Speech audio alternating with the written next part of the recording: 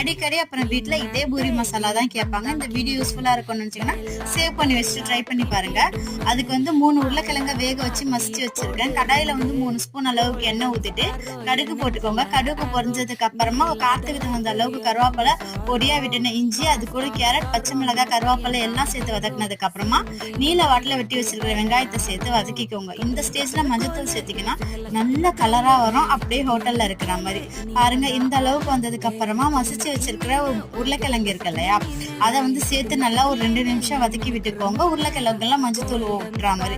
அப்புறம் கொஞ்சமா உப்பு அளந்து போட்டதுக்கு அப்புறமா மிக்ஸ் பண்ணி வச்சுட்டு கடைசியா தக்காளி போடுங்க. தக்காளி ரொம்ப வதங்க கூடாது, மசிஞ்சதுன்னா டேஸ்ட் உங்களுக்கு மாறிடும். லைட்டா வதங்கினதுக்கு அப்புறமா இதான் சீக்ரெட் மசாலா, கரம் மசாலா இருக்கு இல்லையா, 1/4 ஸ்பூன் போடுங்க, அதிகமா போடாதீங்க, டேஸ்ட் தூக்கலா கொடுக்கும். இப்ப தேவையான அளவுக்கு தண்ணி ஊத்தி நல்லா தலபுலன்னு கொதிச்சதுக்கு அப்புறமா அரைச்சி வச்சிருக்கிற தேங்காய் 3 ஸ்பூன் சேர்த்துக்கோங்க, அதிகமா சேர்க்காதீங்க.